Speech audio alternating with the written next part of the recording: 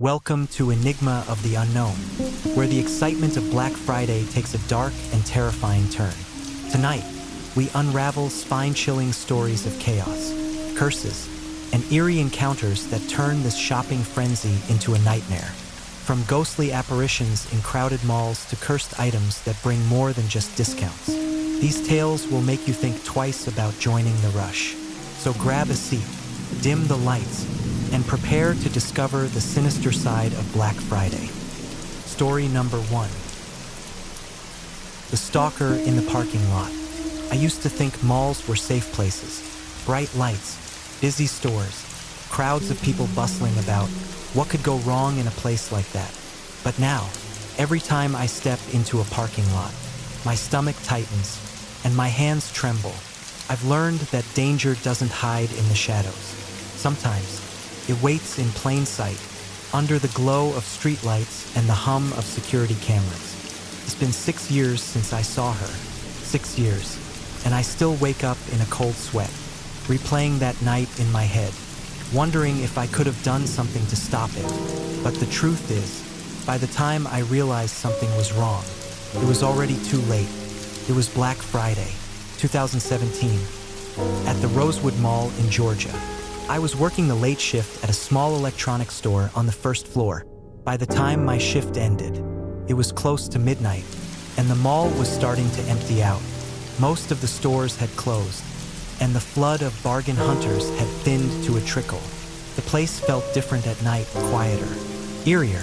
The fluorescent lights seemed harsher, casting long shadows on the floor, and the air felt colder, heavier. I was packing up my things when I noticed her. She was standing near the entrance to the parking lot, a young woman in her mid-20s, clutching a few shopping bags and glancing nervously over her shoulder. She was dressed for the weather: jeans, thick coat, and boots, but there was something off about the way she stood there, shifting her weight from foot to foot like she was debating whether to stay or go. First, I thought she might be waiting for someone, maybe a ride that hadn't shown up yet. But as I watched, she started walking toward the parking lot, her steps quick and jittery. She kept looking back, scanning the empty corridors of the mall like she expected someone to follow her. I should have gone home. I should have minded my own business. But something about her behavior made me hesitate. I told myself it was just a long day, that I was reading too much into nothing. But my gut wouldn't let it go. I slung my bag over my shoulder and followed her. The parking lot was a different kind of dark. The overhead lights cast pools of pale yellow that barely penetrated the gloom. Her car was parked near the far end, a silver sedan that gleamed faintly under the lights. I hung back, staying in the shadows, watching as she fumbled with her keys, her movements frantic. She dropped one of her bags, the contents spilling onto the asphalt. She knelt to gather them up, glancing around as if she expected someone to leap out of the darkness. And then I saw him. He was standing by one of the support columns, half hidden in the shadows. First, I thought it was just a trick of the light, but when he moved, my stomach dropped. He was tall, wearing a dark hoodie that obscured most of his face, but his posture was what set my teeth on edge, rigid, like a predator sizing up its prey. I froze, unsure of what to do. He wasn't close enough to the woman for her to notice, but he was watching her intently, his head tilted slightly, like he was listening to something only he could hear.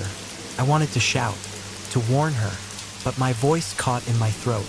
Instead, I took out my phone and started recording. I don't know why I didn't call the police right then and there. Maybe I didn't want to believe it was as bad as it looked. Maybe I thought I was overreacting. Whatever the reason, I stayed silent, and I'll regret it for the rest of my life. She finished picking up her things and unlocked her car. The headlights flashed briefly, cutting through the darkness. As she opened the driver's door, the man moved. It was subtle, just a shift in his stance, but it was enough to send a jolt of adrenaline through my body. I stepped out of the shadows and took a shaky breath. "Hey!" I called out, my voice trembling more than I wanted it to. "You okay?" The woman turned to look at me, startled. For a moment, She seemed relieved. She opened her mouth to say something, but before she could, the man stepped out from behind the column. I've replayed that moment in my head 1,000 times. He didn't run or lunge. He walked toward her with deliberate, measured steps, like he had all the time in the world. His face was still mostly hidden, but I could see enough to know he was smiling. The woman screamed and scrambled into her car. She slammed the door shut and locked it, but he didn't stop. He reached out and grabbed the handle, yanking it so hard the whole car shook. I ran toward them, my phone still clutched in my hand, yelling as loud as I could, "Hey, get away from her." He turned his head slightly, just enough for me to see his eyes. They were wrong, empty, flat, like the eyes of a doll. He didn't seem angry or scared, just curious, like he was deciding whether I was worth his time. And then, he let go of the car and disappeared. I don't mean he ran away. I mean he vanished. 1 second, he was there, and the next, the space he'd occupied was empty. No sound, no movement, nothing, just gone. The woman was hysterical, crying and shaking as I helped her out of the car. She kept saying she'd seen something in the rearview mirror, something standing behind her car, even though there was nothing there when I looked. I tried to calm her down, but I wasn't much better off. My hands were shaking so badly I could barely hold my phone. We went back into the mall and called the police. They searched the parking lot but didn't find anything. No sign of the man, no footprints, no evidence he'd even been there. The security footage didn't help much, either. It showed the woman walking to her car and me running toward her. But the man was just a blur, like a shadow that shouldn't have been there. I gave the cops my recording, but even that didn't make sense. The video was distorted, the audio warped. You could hear the woman scream, but her voice was overlapped by something else. A low, guttural growl that didn't belong to her or me. The whole thing felt wrong, like the world itself had twisted for those few minutes. The woman left town a week later. I never got her name, and I never saw her again, but her car stayed in the parking lot. The cops found it 2 days after she disappeared. The driver's door wide open. On the windshield, smeared in blood, was a single handprint. I quit my job not long after. I couldn't bring myself to go back to that parking lot, not after what I'd seen. And even now, years later, I still have nightmares. I'll be walking through an empty lot, hearing my own footsteps echoing in the stillness. When I'll feel it that cold, heavy presence, I'll turn, and he'll be there, standing just out of reach, smiling. If you ever find yourself in a parking lot late at night, pay attention, watch the shadows, listen for footsteps, and trust your instincts, because sometimes the things we think we see out of the corner of our eye are real, and sometimes they're hunting. Story number 2. The ghost in the mall. Let me tell you something about malls. They're strange places, especially at night. During the day, they're filled with people, families, kids, teenagers, shoppers rushing to buy things they don't really need. But after hours, when the crowds are gone and the lights dim, malls turn into something else entirely. Something empty, something haunted. I've worked as a security guard at Valley Plaza Mall in Los Angeles for nearly 15 years. It's your typical sprawling mall, 3 levels, dozens of stores, and enough glass and marble to make it feel shiny and sterile. On Black Friday, transforms into a war zone. Crowds pour in before dawn, clawing at doors and trampling over each other to get their hands on cheap TVs and discounted toys. I've seen my share of chaos, fights, thefts, even the occasional injury, but nothing prepared me for what happened that night in 2015. It was about 2:30 in the morning. Black Friday was winding down, and most of the stores had already closed. The mall was quiet for the first time all day, the kind of silence that feels heavier than it should. I was doing my rounds, walking the perimeter on the 2nd floor. When I saw her, she was standing by herself in front of Toy Kingdom, a big toy store that usually attracts kids and stressed out parents. But the store was closed, and the lights inside were off, leaving her in shadows. She wore a black dress, plain and out of place in the sea of holiday decorations. Her hair was long and hung limply around her face, and she stood perfectly still, staring straight ahead. "Ma'am, the mall's closed," I called out, my voice echoing off the empty walls. She didn't move. I walked toward her, my boots clicking against the polished tile. "Ma'am," I called again, louder this time. Still nothing. As I got closer, I noticed something strange. She wasn't casting a shadow. There were lights above us, bright enough to throw shadows on the floor, but there was nothing, just her, standing there like she didn't belong in this world. That's when she turned to look at me. Her face was pale, almost gray, and her eyes, God, her eyes, they were black, not just dark brown, but black, like twin voids staring straight through me. I froze, my heart pounding in my chest. She didn't say a word, didn't make a sound, but I felt it. The cold hit me like a wave, seeping into my skin, into my bones. Couldn't move, couldn't breathe. And then, just like that, she was gone. I don't mean she walked away or ran off. She disappeared. 1 second she was there, and the next, the space where she'd been was empty. I blinked, rubbed my eyes, and even looked around to see if she'd slipped away somehow. But she hadn't. She was gone. For a moment, I thought I was losing my mind. Maybe I was overtired, or maybe the stress of Black Friday had finally gotten to me. But then it happened again. As I turned to leave, I felt it, the cold. It wasn't just a chill. It was unnatural, like all the warmth had been sucked out of the air. My breath fogged up in front of me, something that shouldn't have been possible indoors. And then I heard it, a whisper, soft, almost too quiet to hear, but clear enough to send a shiver down my spine. "Help me." I spun around, but there was no one there. The mall was empty, silent except for the faint hum of the ventilation system. I stood there for a long time, my heart racing, before I finally forced myself to finish my rounds. I didn't see her again that night, but I felt her. Every time I passed Toy Kingdom, the air grew cold, and the hairs on the back of my neck stood on end. I couldn't shake the feeling that she was watching me. The next day, I started asking around. I didn't tell anyone what I'd seen. I didn't want them to think I was crazy, but I mentioned feeling cold near Toy Kingdom. That's when I heard the rumors. They said a woman had died there years ago. She'd been a store clerk, working at one of the smaller shops on the second floor. Black Friday was always brutal, and that year had been worse than usual. She'd been yelled at, pushed around, and overworked until she finally snapped. Sometime around midnight, after her shift ended, she'd gone to the rooftop parking lot and jumped. They found her body the next morning, crumpled and broken on the pavement. The details were vague, just whispers passed around by employees and regulars. But they all agreed on one thing: she died on Black Friday. And ever since, strange things had been happening in the mall.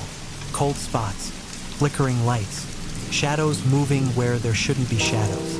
People said it was her, the woman who couldn't take the pressure, stuck haunting the place where she'd spent her final hours. I tried to convince myself it was just a story, something people made up to scare themselves during late shifts. But as the weeks went on, the strange occurrences only got worse.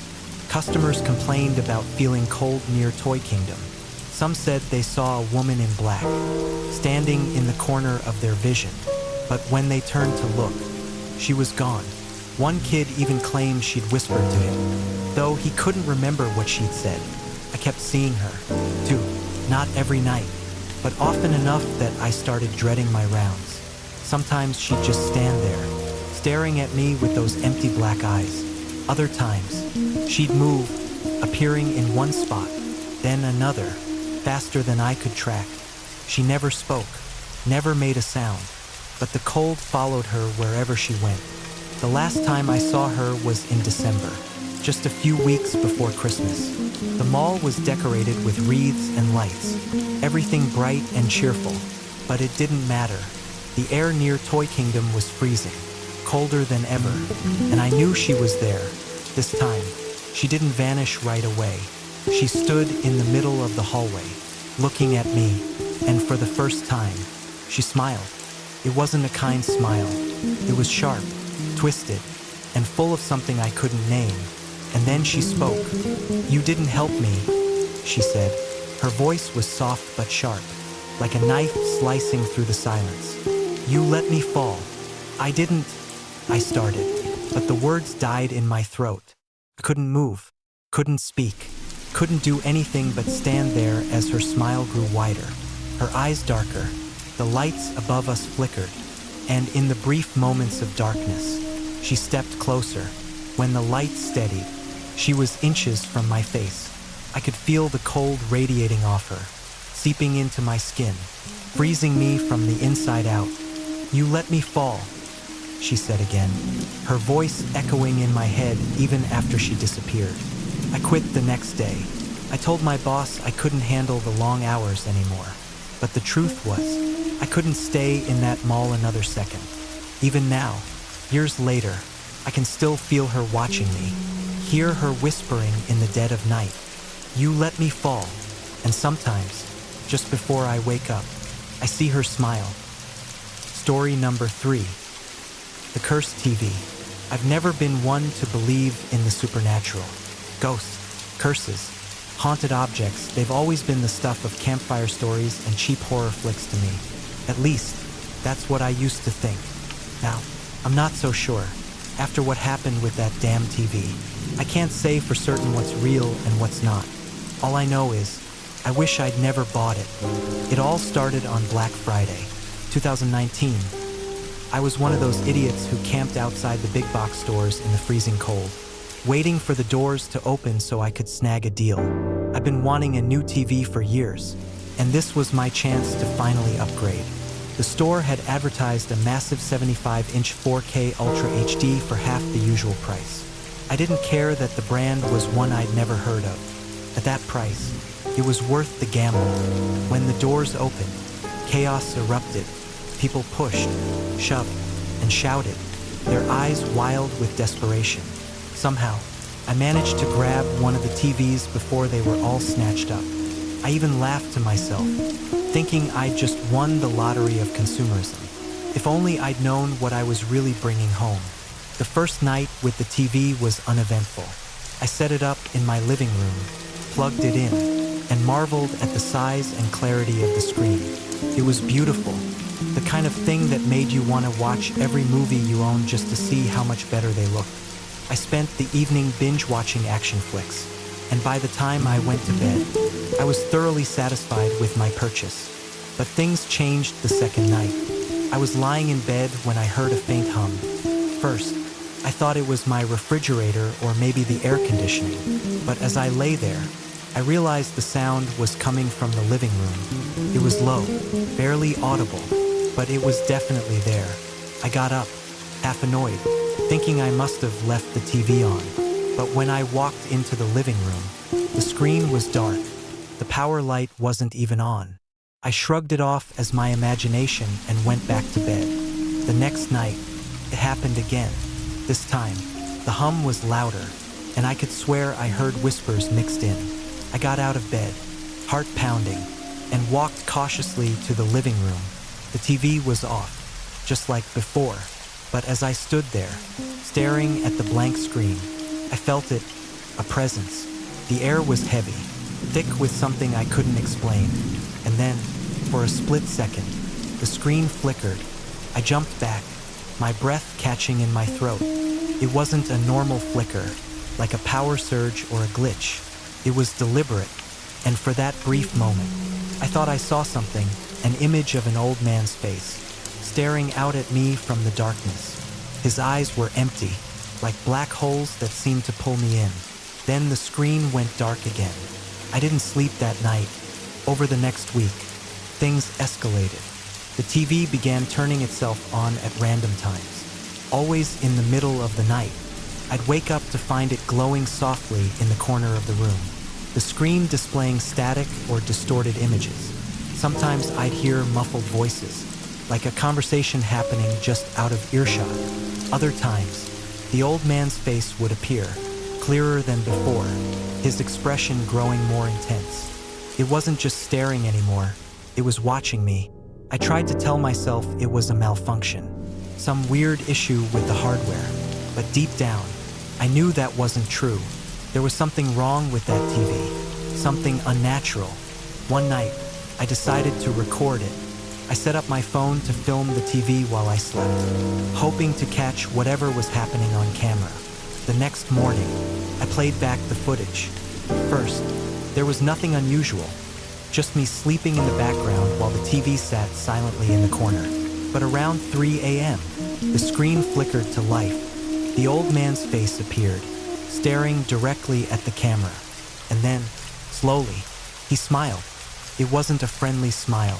It was cold, malevolent, and filled with something I can only describe as hunger. And then, he spoke. His voice was low, almost a growl, and though the words were distorted, I could make out one phrase, "You brought me here." I deleted the video immediately. By this point, I was desperate. I tried everything, unplugging the TV, moving it to another room, even wrapping it in a blanket to muffle the sounds. None of it worked. The hum, the whispers, the flickering, they continued, growing louder and more persistent. The old man's face appeared more frequently, his expression becoming angrier, more demanding. I started to feel like I wasn't alone in my own home. One night, as I sat on the couch, staring at the TV, I made a decision. I was going to get rid of it. I didn't care about the money I'd spent or the hassle of moving it. I just wanted it gone. The next morning, I loaded it into my truck and drove to the nearest pawn shop. The clerk barely glanced at it before offering me $200. I took the money without hesitation and left, feeling a weight lift off my shoulders. But as I drove away, I couldn't shake the feeling that I just made a terrible mistake. A few days later, I got a call from the pawn shop. The clerk sounded shaken, his voice trembling as he asked if anything had been wrong with the TV. I hesitated, unsure of what to say, before finally admitting that it had been acting strange. He didn't ask for details, just muttered something about a refund and hung up. I never went back to the shop, and I never saw the TV again. But sometimes, late at night, I still hear that hum. It's faint, barely there, but it's enough to make my skin crawl. And every now and then, when I close my eyes, I see the old man's face, staring at me from the darkness. I don't know where the TV is now or who owns it, but if you ever find yourself at a pawn shop or a yard sale, and you come across a massive 75-inch TV for a price that seems too good to be true, do yourself a favor, walk away, because some things are better left untouched. Story number 4. The shadow in the parking lot. If there's one thing I've learned, it's that fear doesn't always scream. Sometimes, it whispers. It seeps into the edges of your mind, curling like smoke around your thoughts until you can't tell what's real and what isn't. That's how it started for me and my family on Black Friday, 2018. A whisper in the darkness of a parking lot in Arizona. We'd spent the entire day shopping. My wife, Kelly, was determined to get through her Christmas list in one go, and our teenage daughter, Lily, had tagged along, more interested in her phone than the deals. I wasn't much better. I was mostly there to carry bags and complain about the crowds. By the time we left the mall, it was nearly 10 p.m. The lot was nearly empty, the chaos of the day winding down to an eerie stillness.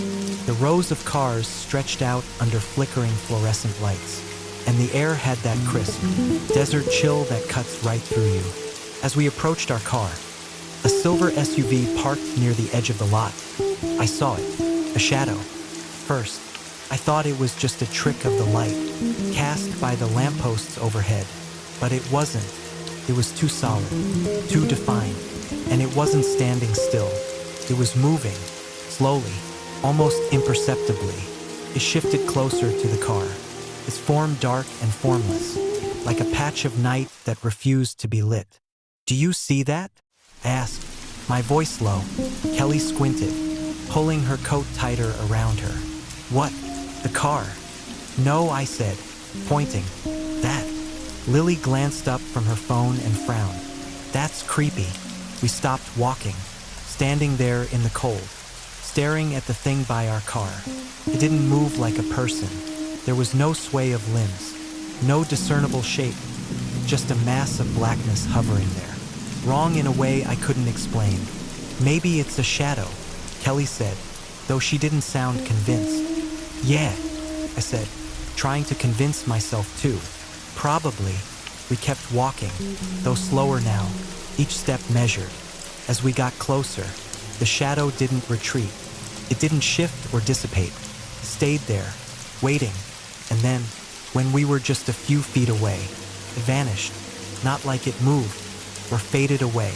One moment it was there, and the next, it wasn't, just gone. We all stood there for a moment, not speaking. My pulse was pounding in my ears, and I could feel the hairs on the back of my neck standing on end. Kelly was the first to break the silence. "Let's just get in the car," she said, her voice tight. We loaded our bags into the back, threw Lily's backpack in, and climbed into the SUV. The air inside felt warmer, safer, and for a moment, I let myself relax. Kelly started the engine, and the headlights flared to life, illuminating the empty rows of parked cars. "See? Nothing there," Kelly said, forcing a laugh. "Probably just our imaginations." Lily rolled her eyes. "You guys are so paranoid." But then we heard it, a sound, faint at first, like a scratching or scraping, coming from behind us. I turned in my seat, looking toward the back of the SUV. The cargo area was empty except for our shopping bags. But the noise persisted, growing louder. It wasn't random. It was rhythmic, deliberate, like nails dragging against metal. Kelly's hands tightened on the steering wheel. "What the hell is that?" "It's coming from the trunk," I said, my voice barely above a whisper. "Dad," Lily said, her voice trembling. "Is someone in there?" We pulled over under a streetlight, the pool of yellow light spilling over the car as Kelly put it in park. The scratching had stopped, leaving a deafening silence in its place. My stomach churned as I got out, grabbing the tire iron from under my seat before walking around to the back. Kelly and Lily stayed in the car, watching as I popped the trunk. The door lifted with a groan, revealing the empty cargo area. No intruders, no animals, nothing that could have made the noise. For a moment, I felt stupid, standing there with a tire iron in one hand and my breath fogging in the cold air. And then I saw the scratches.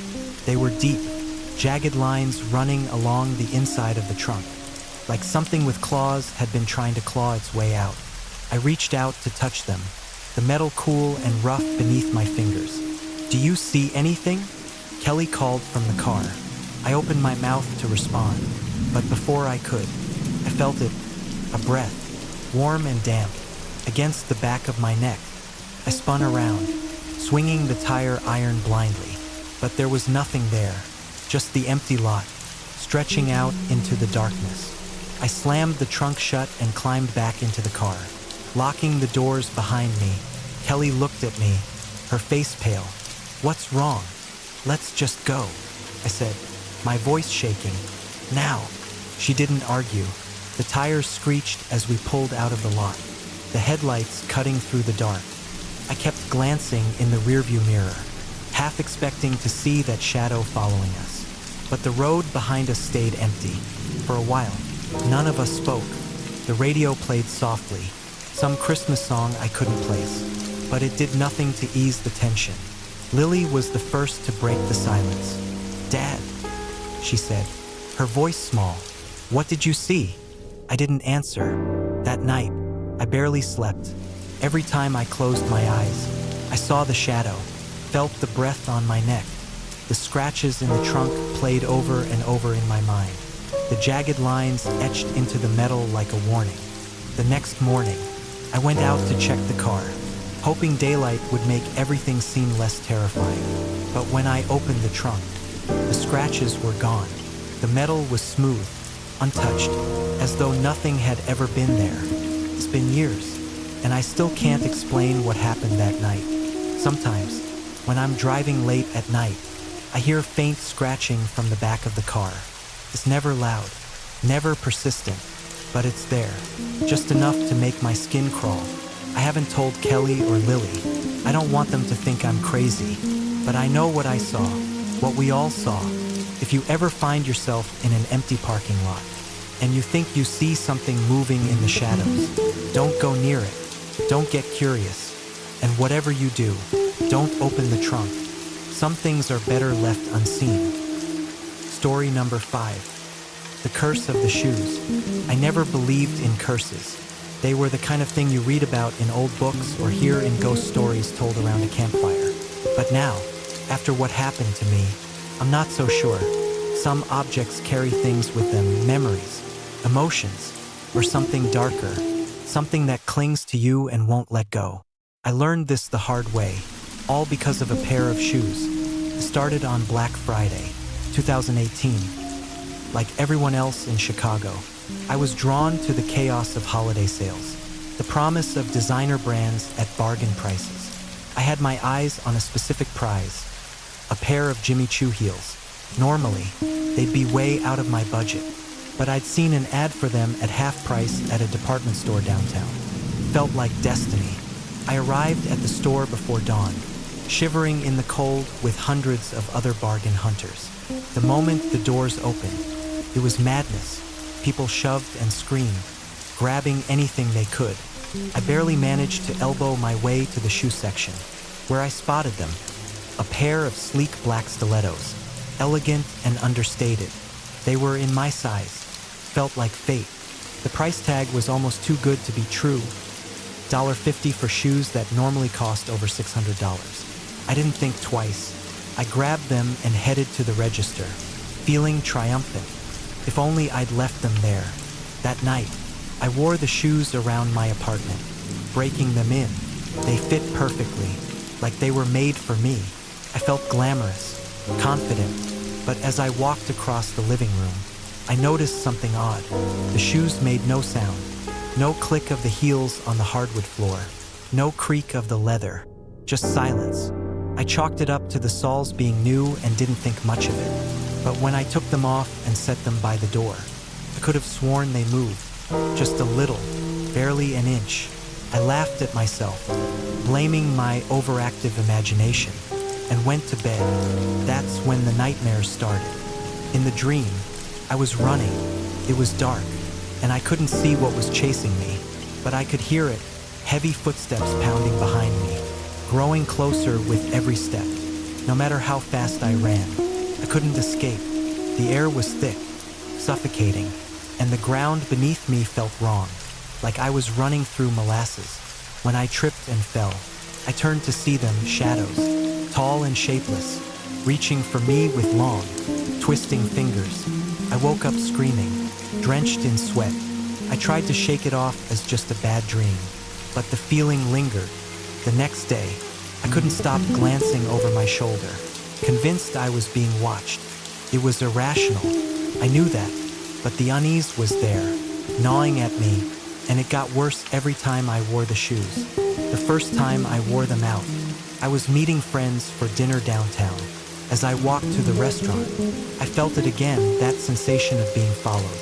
I glanced behind me, but the sidewalk was empty. Still, the feeling didn't go away. It clung to me like a second skin, making my heart race and my palms sweat. Inside the restaurant, things didn't get better. Every time I looked up, I thought I saw someone standing just outside the window, a shadowy figure, blurred and indistinct. But when I blinked, it was gone. My friends noticed I was distracted, but I didn't tell them what I was feeling. How could I? I didn't even know how to explain it. That night, the nightmare came back. This time, it was worse. The shadows weren't just chasing me. They were calling my name. Their voices were low, guttural, and filled with anger. I couldn't understand the words, but the tone was unmistakable. They hated me. They wanted me. I woke up gasping for air, my chest tight and my body trembling. I decided I needed answers. There was something wrong with those shoes, something I couldn't ignore anymore. I started doing some research. trying to figure out where they came from.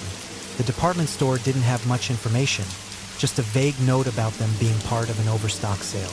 But as I dug deeper, I found something chilling. The shoes had belonged to a woman named Erica Torres. She'd been trampled to death in a Black Friday stampede at the same store the year before. According to the news reports, Erica had been a single mother, desperate to get a deal on Christmas gifts for her kids. She'd been caught in the chaos and fallen. The crowd didn't stop. By the time anyone noticed her, it was too late. My blood ran cold as I read the article. I couldn't stop staring at her picture.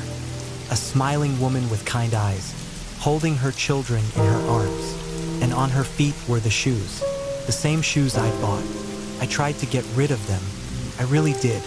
I put them in a donation bin. But when I got home, they were sitting by my door. I threw them in the trash, but they reappeared in my closet. No matter what I did, I couldn't escape them. They were mine now, and they weren't going anywhere. The dreams got worse. The shadows weren't just chasing me anymore.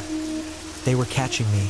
I could feel their cold, bony hands wrapping around my ankles, pulling me down into the darkness. Their voices grew louder, more distinct. They weren't just angry. They were accusing me. You took them. They hissed. You shouldn't have taken them. I stopped wearing the shoes, but it didn't help. The feeling of being watched never went away. I started seeing the shadows even when I was awake. Dark figures lurking just out of sight, disappearing when I turned to look. My apartment felt colder, emptier, like something had sucked the warmth out of it. One night, I couldn't take it anymore. I put the shoes in a bag, drove to the nearest bridge, and threw them into the river. I watched them sink beneath the water, feeling a momentary sense of relief. But as I turned to leave, I saw her. She was standing at the edge of the bridge, her face pale and her eyes hollow. It was Erica. I knew it was her, even though she didn't look like the picture anymore. Her lips moved, forming words I couldn't hear, but I didn't need to. I knew what she was saying. You shouldn't have taken them. I ran to my car and drove home, refusing to look in the rearview mirror. When I got back to my apartment, the shoes were waiting for me. I don't know what to do anymore. I can't get rid of them, and I can't escape them. The shadows are with me all the time now, whispering, watching, waiting. The shoes sit by the door, silent and still, but I can feel their presence, like a pair of eyes boring into my back. If you ever find yourself on Black Friday, tempted by a deal that seems too good to be true, remember this story. Some things are cheap for a reason. Some things should be left behind. And whatever you do, don't take what isn't yours. Story number 6. The man in the elevator. There's something about elevators that's always unsettled me. Maybe it's the confined space, or the way the walls close in, or the quiet hum that seems too fragile to hold you hundreds of feet in the air. But after what happened to me that Black Friday in Seattle, elevators aren't just unsettling anymore. They're terrifying. It was November 29th, 2019, the day after Thanksgiving, and the mall was a madhouse. I hadn't even planned to go, but a friend had begged me to check out a sale for her while she was stuck at work. Against my better judgment, I agreed. Westlake Center in downtown Seattle was packed. The air buzzed with the sound of screaming kids, angry shoppers, and Christmas music playing on an endless loop. By the time I finally made it to the store, fought through the crowds, and grabbed the sweater my friend wanted, I was ready to leave. I took the escalator to the first floor, but the line for the parking garage elevator was ridiculous. People were piling in with carts, bags, and strollers, impatient. I decided to use the smaller service elevator near the back of the mall. It was tucked away in a quiet corner, meant more for employees than customers. But no one seemed to notice or care. The elevator was old, the kind with flickering fluorescent lights and scuffed up walls. A single dingy mirror covered the back wall, warped and streaked with fingerprints. I pressed the button for the garage and leaned against the wall, staring at my tired reflection. The doors slid shut with a groan, and the elevator lurched downward. And then it stopped. The lights flickered and went out, plunging the tiny space into near-total darkness. My stomach dropped, and I reached out blindly, fumbling for the emergency button. A dim red glow from the floor panel lit up the space just enough for me to see the outlines of the walls and the buttons. I pressed the alarm, and a shrill ringing echoed through the shaft. "Hello," I called out, hoping someone on the intercom would respond. The elevator stuck. No answer. I was starting to panic when I heard it. A faint rustling sound, like fabric brushing against metal. My breath caught, and I turned toward the source of the noise. That's when I saw him. He was standing in the corner of the elevator, his back to me, tall and unnervingly still. I hadn't heard anyone else get on, and I was sure I'd been alone when the doors closed. But there he was, his figure illuminated faintly by the glow of the emergency light. "Hello," I said again, my voice shaky. "Are you stuck too?" He didn't respond. He didn't move. He just stood there, his shoulders hunched, his head tilted slightly downward, as though he was staring at something on the floor. My chest tightened, and I took a small step back, pressing myself against the mirrored wall. "Hey," I tried again, louder this time. "Are you okay?" Slowly, he turned his head toward me. His face was pale, unnaturally so, and his eyes. There was something wrong with his eyes. They were too dark, almost black, and they didn't seem to focus on me. Instead, they seemed to look through me, as though I weren't even there. I opened my mouth to speak again, but no sound came out. His lips curled into the faintest hint of a smile, cold, sharp, and utterly devoid of warmth. The elevator shuddered violently, breaking the silence, and I stumbled forward. When I looked up again, he was closer. He hadn't moved, at least.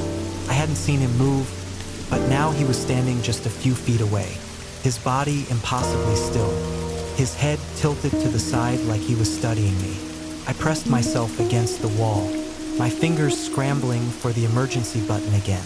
The elevator shuddered once more, and for a moment, I thought it might start moving, but instead, the lights flickered again, and when they came back on, he was gone. At least, that's what I thought. I turned around, relieved to be alone, but as my eyes adjusted to the dim light, I saw him again this time. In the mirror, he was standing behind me, his head bent low, his face inches from my shoulder. I spun around, my breath hitching, but there was no one there. The mirror, though it didn't lie, his reflection was still there, staring at me, smiling that same cold, dead smile.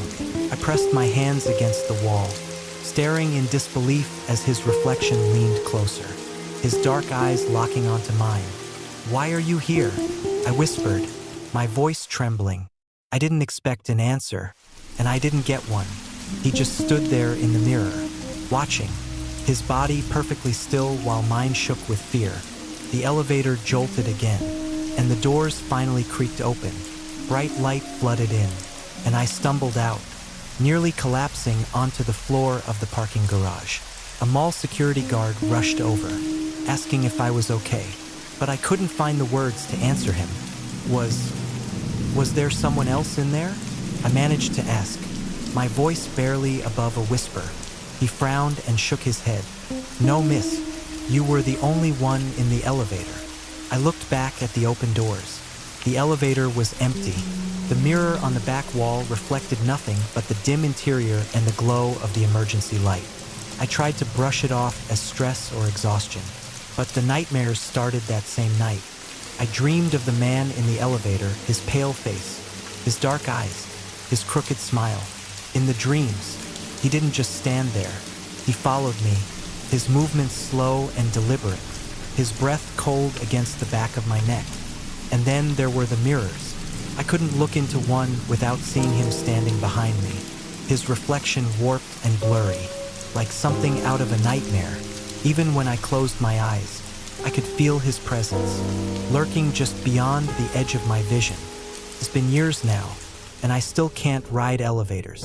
I take the stairs, no matter how many flights I have to climb. I avoid mirrors whenever I can, and when I can't, I keep my eyes fixed on the floor. I haven't seen him again, not directly. Anyway, but sometimes, late at night, I hear the faint hum of an elevator and feel the weight of his gaze pressing down on me. If you ever find yourself alone in an elevator, and you think you see someone with you, don't look too closely. Some things don't belong in this world, and once they notice you, they don't let go. Story number 7. Deadly prank. Black Friday is a blood sport. Anyone who's worked retail on that day will tell you the same. The frenzy, the desperation, it turns regular people into animals. I've seen fights break out over $10 waffle irons, heard grown adults scream at each other over TVs, and watched parents wrestle for the last must-have toy of the year. But nothing could have prepared me for what happened that day in 2017. I was a seasonal hire at a toy store in New Jersey. It was supposed to be temporary, just a way to make some extra cash for Christmas. I was 21, broke, and willing to put up with screaming kids and stressed out parents for $10 an hour. The store, Toy Haven, wasn't the biggest in town, but it was known for carrying limited edition items. That year, the hot toy was a robotic dinosaur called Dinomax. Every kid wanted one, and we only had 20 in stock. When the doors opened at 5 a.m., chaos erupted. Parents shoved past each other, racing to the toy aisle, grabbing anything they could find. I was stationed at the entrance, trying to direct traffic, but it was like trying to hold back a flood with a paper towel. Within minutes, the store was packed. The air buzzed with shouting, laughter, and the occasional sound of something crashing to the floor. The Dinomax display was wiped out in less than 5 minutes. I could hear the commotion from the front of the store, shouts, swearing, and the unmistakable sounds of a scuffle. I rushed over, weaving through the crowd, and saw a group of people crowded around the empty display, yelling at each other. One woman was clutching a box to her chest, her face red as she screamed at a man trying to wrestle it away from her. The kid wailed in the background, his voice rising above the din. And then there was him. He was young, maybe mid-20s, wearing a bright red hoodie that made him stand out in the crowd. He didn't seem angry or desperate like the others. He looked amused, like he was enjoying the chaos. He stood there for a moment, watching the crowd fight over the last Dinomax. And then he did something I'll never forget. He laughed, not a nervous chuckle or a sarcastic scoff, but a loud, booming laugh that cut through the noise. People turned to look at him, confusion flickering across their faces. And then, with a grin, he jumped into the crowd. First, I thought he was trying to grab one of the toys, but he wasn't. He started pushing people, pretending to fight for a box he didn't even have, shouting, "Let me through. It's mine." It was all a joke to him, a stupid prank to rile people up. And it worked. The crowd grew angrier, shoving back at him, yelling for him to get out of the way. I tried to intervene, but the crowd was too dense. I could barely move, let alone get to him. And then it happened. He tripped. I don't know if someone pushed him or if he just lost his footing, but he went down hard, disappearing beneath the mass of bodies. For a moment, I thought he'd get back up, but he didn't. The crowd kept moving, stepping over him or on him without even noticing. I shouted, trying to get their attention, but no one listened. No one cared. I pushed my way through, my heart pounding, and finally reached the spot where he'd fallen. What I saw still haunts me. He was lying on his side, his face pale and contorted in pain. His hoodie was stained with dirt and blood, and his chest barely rose and fell with shallow breaths. "Help him!" I screamed, looking around at the people still fighting over toys. "He's hurt! Stop!" No one stopped. They didn't even glance down. One man actually stepped on the guy's hand, and I heard a sickening crunch. The man on the floor gasped, his eyes rolling back, and then he screamed. It wasn't a normal scream. It was weak, broken, filled with pain and fear, a sound that made my stomach turn. It lasted only a few seconds before it faded into a faint, desperate whimper, and still, no one stopped. By the time the crowd cleared, he was dead. The paramedics said he'd been trampled, his ribs crushed, his lungs punctured. But it wasn't just his body that was broken. His face, it was twisted into an expression of terror. His mouth frozen mid-scream, his eyes wide and staring at something none of us could see. The police interviewed everyone, including me, but no one could explain why the crowd hadn't stopped. Some claimed they hadn't seen him. Others said they thought he was just another shopper. One woman admitted she'd heard his screams but had been too focused on grabbing a Dino-Max for her son to care. The store shut down for the rest of the day, and I went home, shaken but trying to convince myself it was over. It wasn't. The nightmares started that night. In my dreams, I was back in the store, standing in the toy aisle. The crowd was gone, and the lights were dim, casting long shadows across the floor. I could hear the faint sound of laughter, echoing through the empty aisles. It started soft, almost playful, but it grew louder, harsher, until it was a full-blown cackle that made my skin crawl. I turned to run, but my feet wouldn't move. And then I saw him. He was lying on the floor where he'd fallen, his hoodie torn and bloodstained, his body twisted at an unnatural angle. His eyes met mine, wide and accusing, and his lips parted to speak. But instead of words, he screamed. I woke up drenched in sweat, his scream still echoing in my ears. Over the next few weeks, the dreams got worse. I started seeing him everywhere, not just in my sleep, but in the store, in my apartment, even in the reflection of the bathroom mirror. He was always the same, broken, bloody, and staring at me with those accusing eyes. The worst part was the laughter. I'd hear it at random times, faint and far away, but unmistakably his. It followed me wherever I went, a constant reminder of that day.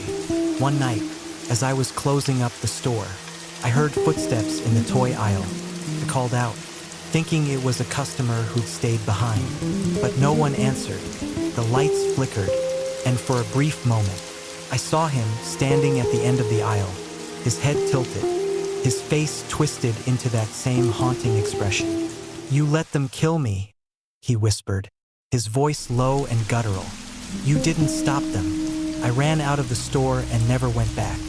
I quit my job the next day and moved to a different city, hoping to leave the memories behind. But even now, years later, I can't escape him. I still hear his laughter, still see his face in the shadows. Black Friday isn't just about deals. For some, it's about survival, and for others, it's about revenge. If you ever find yourself in a crowd, fighting for something you don't really need, remember this: some people never make it out, and some of them come back. Story number 8. The Sales Associate's Nightmare. If there's one thing you should know about working retail on Black Friday, it's that the chaos isn't just out there on the sales floor. Sure, the crowds are bad, and the endless lines of people clutching cheap deals are enough to drive you insane. But there's something worse, something I never would have believed if I hadn't experienced it myself. It happened in 2019, at a clothing store in Florida where I worked as a sales associate. Black Friday was always a nightmare shift, and that year was no different. The store was packed from the moment we opened. People shoved, argued, and tore through racks like wild animals. By the time it was over, the place looked like a tornado had swept through it. My shift ended at 10 p.m., but I stayed late to help clean up. The manager had already gone home, and there were only 2 of us left in the store, me and another associate, Mia, who was tidying up near the registers. I volunteered to tackle the fitting rooms, which were in complete disarray. Clothes were piled everywhere, hangers scattered across the floor, and a few of the stall doors hung half open, creaking faintly whenever the air conditioning kicked on. I was folding a sweater someone had abandoned when I noticed it. The mirror. The fitting room had a long wall of mirrors, the kind that stretched from floor to ceiling, meant to make the cramped space feel bigger. In the harsh fluorescent light, my reflection looked as tired as I felt, my ponytail sagging and my eyes shadowed with exhaustion. I barely glanced at it as I worked, but then something moved. It was quick, just a flicker of motion in the corner of the mirror. I looked up sharply, expecting to see someone there, a customer who'd stayed behind. Maybe, but there was no one. The fitting room was empty, silent except for the faint hum of the store sound system playing some cheesy holiday tune. I told myself it was nothing, a trick of the light, maybe, or my overtired brain playing tricks on me. But then it happened again, a shadow, large and indistinct, sliding across the mirror as if someone had walked behind me. This time, I spun around, my heart pounding, but the space was empty. "Hello," called, my voice echoing faintly. No response. I decided to shake it off and finish quickly. The faster I could get out of there, the better. But as I worked, a new sound began creeping into the air. It started as a faint giggle, so quiet I wasn't even sure I'd heard it. But then it came again, louder this time, a soft, high-pitched laugh, like a child playing a cruel joke. It seemed to come from one of the stalls. I froze, every muscle in my body screaming at me to leave, but something compelled me to move forward. I approached the fitting room stall slowly, my sneakers squeaking against the polished tile. The laughter stopped the moment I reached the first door, pushed it open, my breath catching, but there was nothing inside, just a crumpled blouse on the floor. I checked the next stall, and the next, finding nothing but discarded clothes. By the time I reached the last door, my hands were shaking so badly I could barely grip the handle. I forced it open, bracing myself for, I don't know what, but it was empty. No one was there. I exhaled a shaky laugh, feeling ridiculous. Clearly, I was losing it. Too many hours on my feet, too much caffeine, too little sleep. I gathered the clothes and left the fitting room, determined to put the whole thing out of my mind. But the laughter followed me. Over the next few weeks, it happened every time I worked late. The fitting room would seem normal at first, but then I'd hear it, that same soft, mocking giggle. Sometimes I'd see the shadow in the mirror again, darting just out of view. Other times, I'd hear faint footsteps behind me, but when I turned around, the space would be empty. I started avoiding the fitting rooms whenever I could, but the store wasn't big enough to escape it completely. One night, as I was closing alone, the laughter grew louder than ever. It echoed through the empty store, bouncing off the walls and ceiling, coming from everywhere and nowhere at once. It wasn't just a giggle anymore. It was a full-blown laugh, wild, unhinged, and unmistakably malicious. "Who's there?" I shouted, my voice trembling. The laughter stopped abruptly, leaving the air heavy with silence. I should have run. I should have grabbed my things and gotten the hell out of there. But instead, I walked back to the fitting rooms. Something in me needed to see it, to know I wasn't losing my mind. The mirrors were waiting for me, reflecting the harsh fluorescent light and the rows of empty stalls. I stared at them, my own pale, terrified face staring back. For a moment, nothing happened, and then, as I watched, my reflection changed. It wasn't me anymore.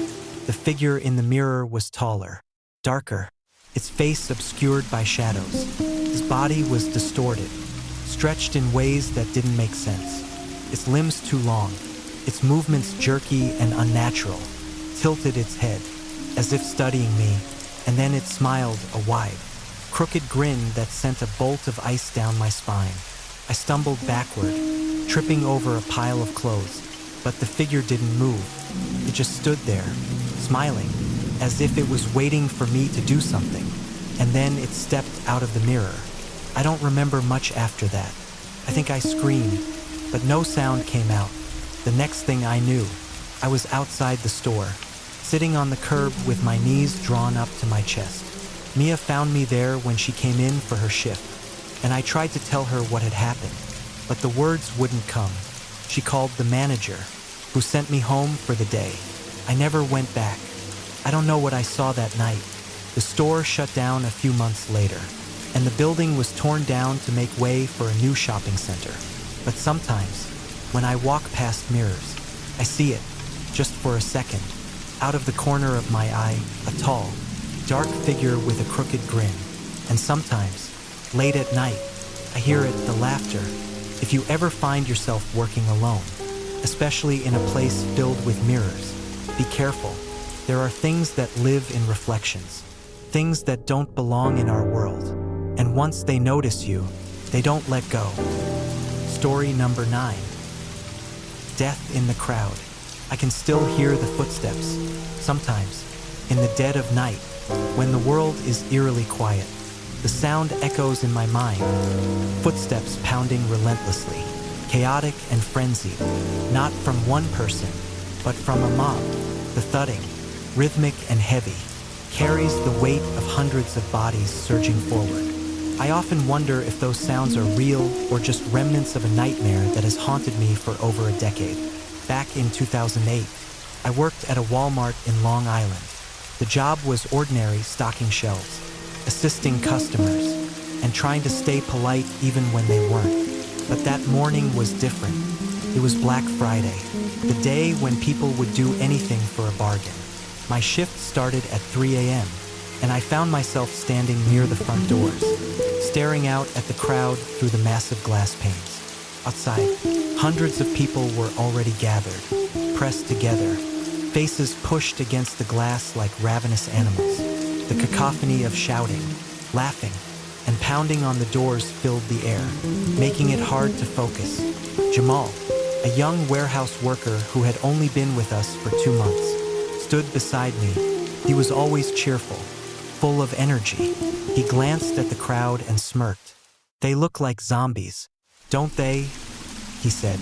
I chuckled nervously but couldn't shake the unease building in my chest. He wasn't wrong. The way their eyes glinted in the dim light, the way they moved and screamed, it was more primal than human. At 4:55 a.m., the manager gave the signal to prepare for the doors to open. Sweat beaded on his forehead as he barked orders. "Everyone, stay at your stations. When the doors open, make sure nothing gets out of control." We nodded, though none of us truly believed things would go smoothly. When the first lock clicked open, I felt a chill crawl up my spine. And then, as the doors swung wide, the crowd surged forward like a tidal wave. I stood frozen, unable to process what I was seeing. They didn't walk in, they charged. Shopping carts collided. Hands grabbed for anything within reach, and people screamed as if their lives depended on it. I caught a glimpse of Jamal just as he was swept up in the chaos. In the chaos, I saw him fall. One moment, he was there, smiling nervously. The next, he was on the ground, shoved by a heavy-set woman who didn't even glance down. She stepped over him, and then another person did the same, and another. I froze in place, my brain refusing to believe what my eyes were seeing. His body was trampled beneath dozens of feet, his limbs twisting unnaturally. Blood began pooling around him, his mouth slack, his eyes wide with terror. I heard the sickening crunch of bones breaking under the weight of the crowd. I wanted to scream, to run to him, but I couldn't move. My manager grabbed my arm, his face pale and panicked. "Don't be stupid," he shouted, pulling me back. "If you go in there, you'll end up like him." "But he's going to die," I yelled, tears burning my eyes. I tried to shake free, but his grip tightened. "There's nothing we can do," he hissed, his voice trembling. "The crowd will kill you."